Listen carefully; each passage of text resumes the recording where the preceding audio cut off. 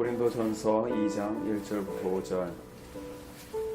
5절에 나온 것처럼 너희 믿음이 사람의 지혜에 있지 아니하고 다만 하나님의 능력이 있게 하려 하였다.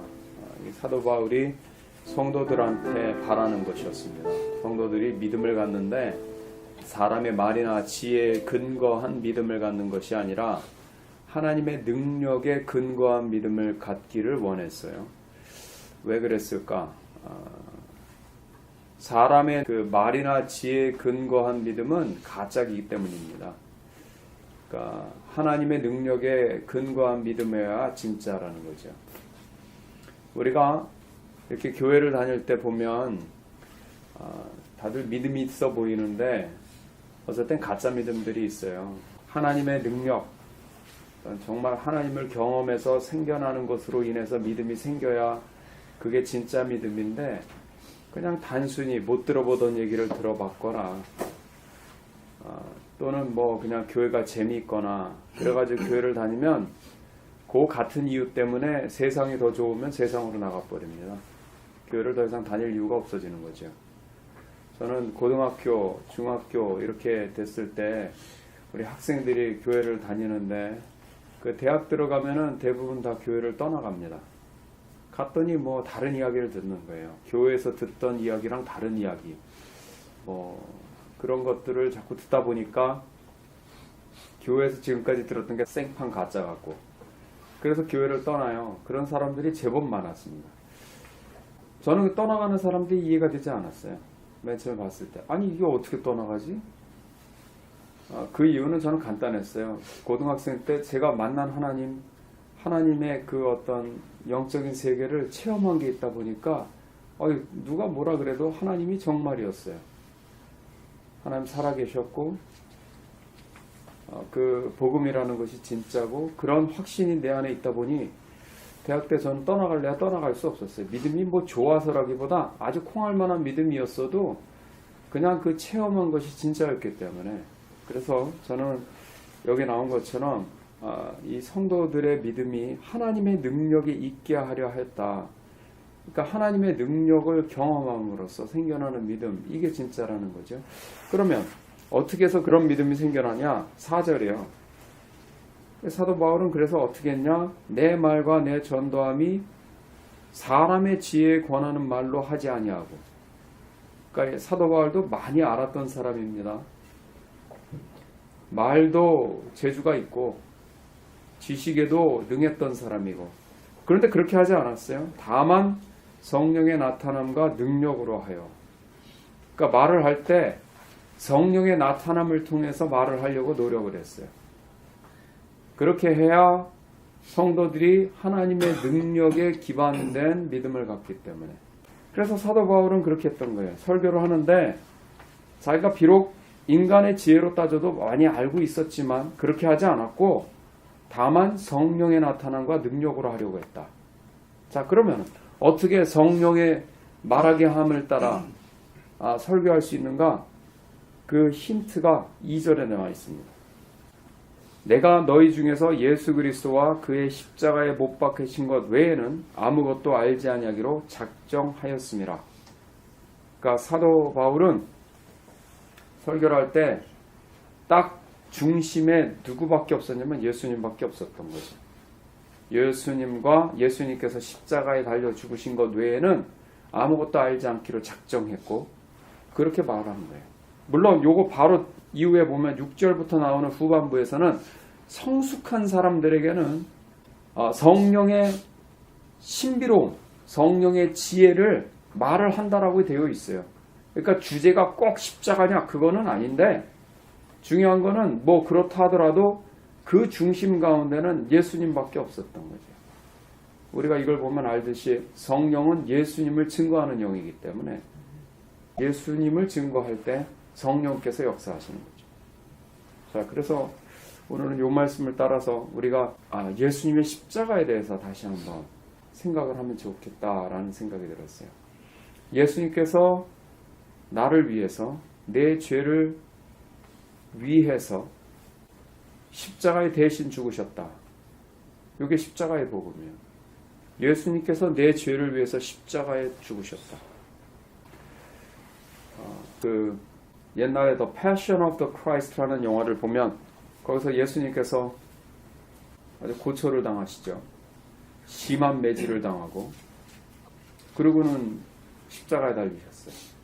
근데 이제 그런 걸 딱 당할 때 보면 그 처참한 걸 보면서 야, 너무 심하게 당했다 막 그러는데 사실은 그 예수님의 십자가를 보면 뭐가 보이냐면 내 죄가 보이는 거예요. 예수님이 아니면 내가 그 자리에 가야 됩니다. 그래서 예수님의 십자가를 가만히 묵상하고 있으면 여러 가지 이제 그 십자가 사건 때문에 생겨나는 어떤 메시지가 있어요. 첫째는 내 죄가 용서받았고 따라서 나도 용서해야 된다. 우리 마태복음 18장을 보면 거기 비유의 말씀에 이런 게 있어요. 예수님께서 네 형제를 마음 중심에서부터 용서해야 된다라는 취지로 그 비유 말씀을 주시는데 어떤 종이 자기 주인 임금에게 큰 빚을 졌습니다. 10,000달란트. 그때 1달란트가 1,000불이 넘어간다 그러니까 10,000달란트라 그러면 한 1,000,000불 되는 거예요. 1,000,000불, 100억. 그 정도의 빚을 졌는데 이 사람이 갚을 수가 없었어요. 그래서 그 주인에게 엎드려 자비를 구해요. 나를 궁일이 여기십시오. 그랬더니 그 주인이 그 사람을 불쌍히 여겨서 탕감을 해줍니다. 지금 100억 탕감을 받았어요. 이 사람이 거기서 용서받고 나가요.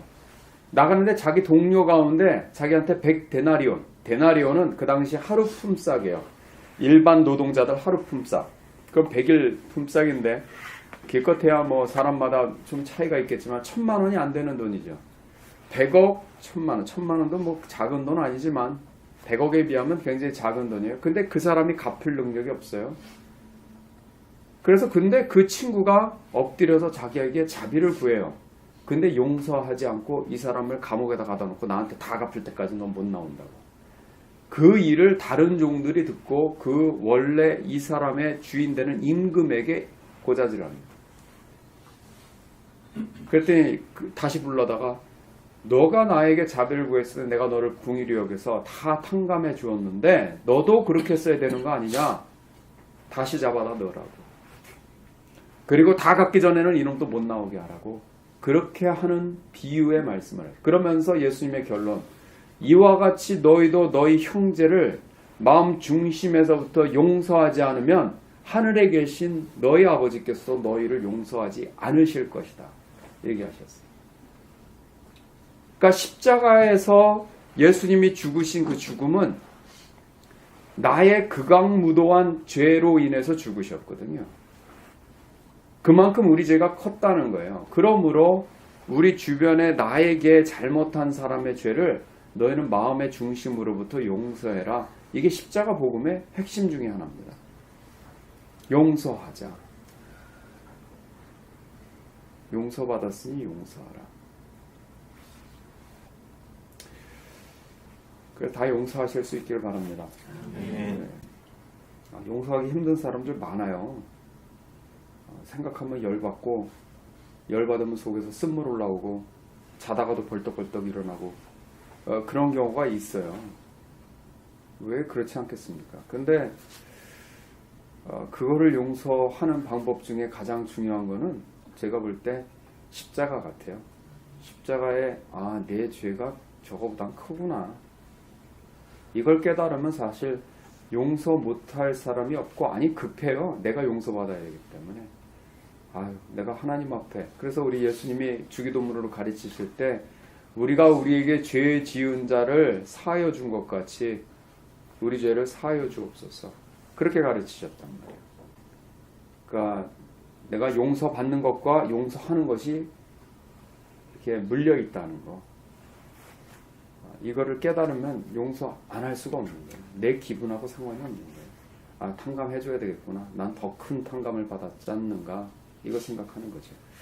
십자가 복음의 첫 번째고, 두 번째는 우리 갈라디아서 6장 14절을 보면 예수님의 십자가를 통해서, 그리스도를 통해서 세상이 나에 대해서, 내가 세상에 대해서 못 박혔다 이렇게 되어 있습니다.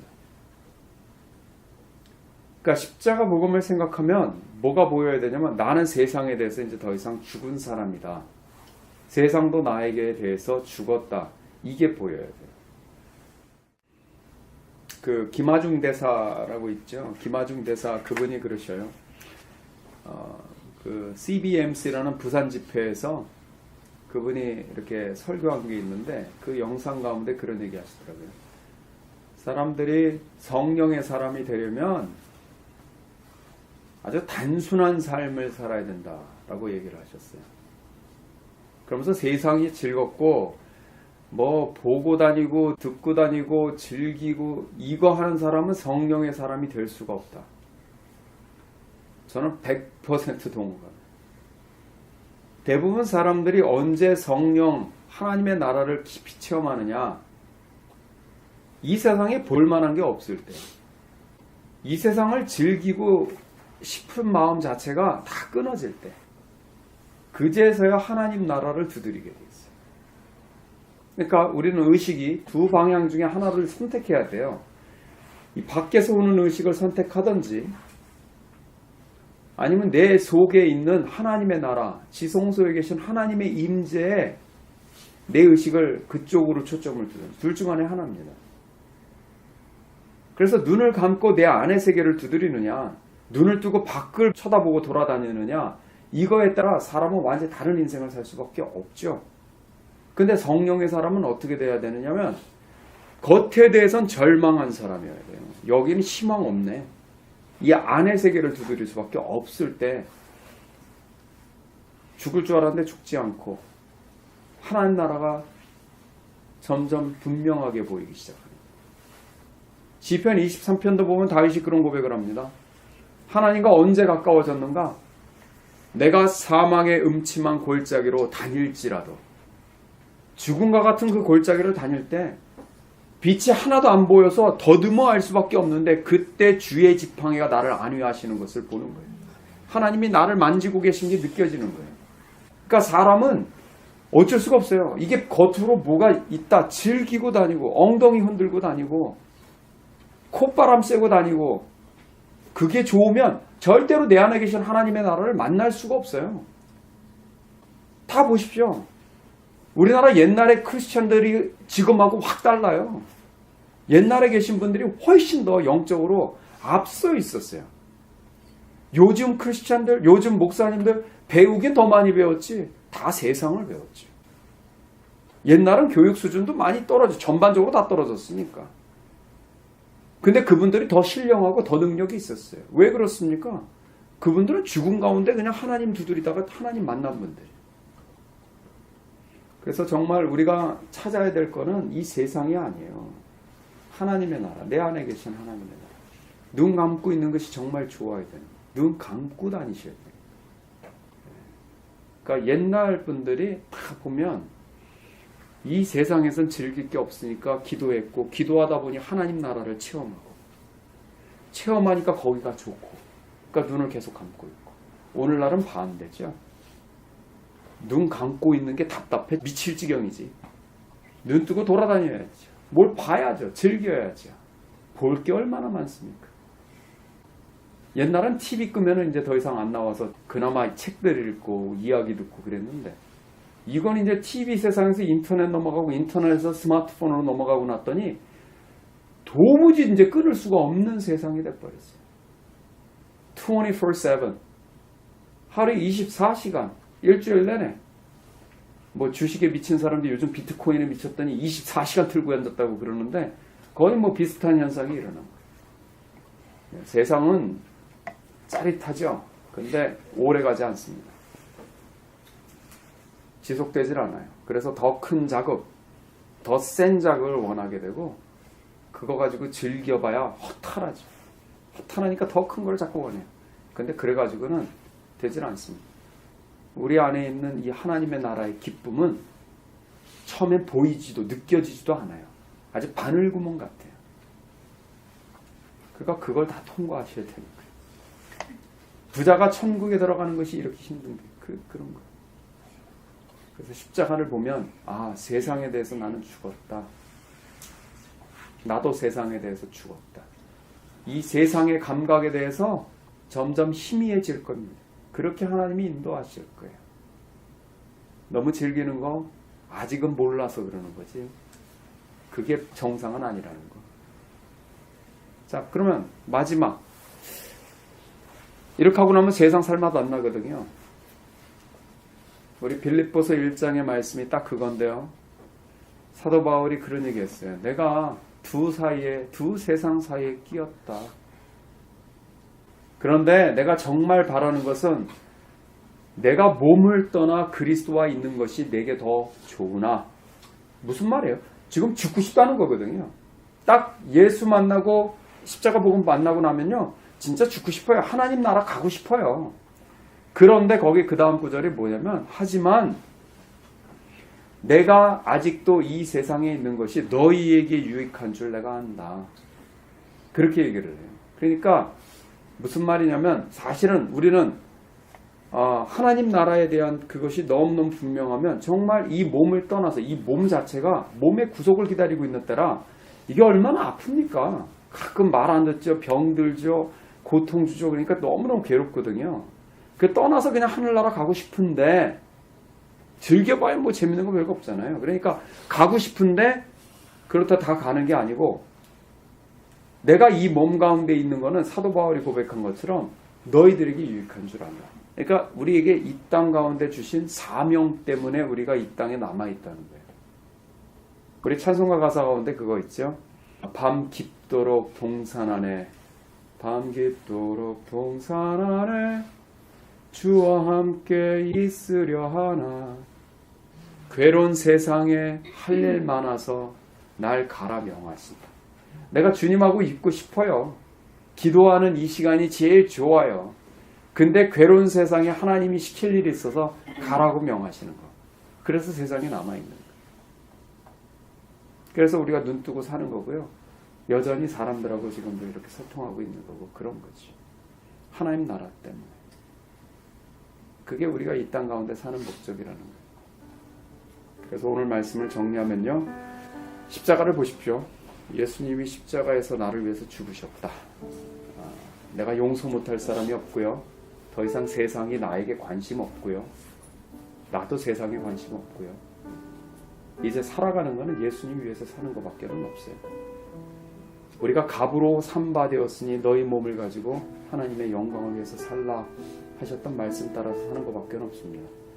그렇게 하실 수 있으면 이 땅 가운데 주님의 백성으로 잘 살 수 있으리라 확신합니다. 같이 기도합시다.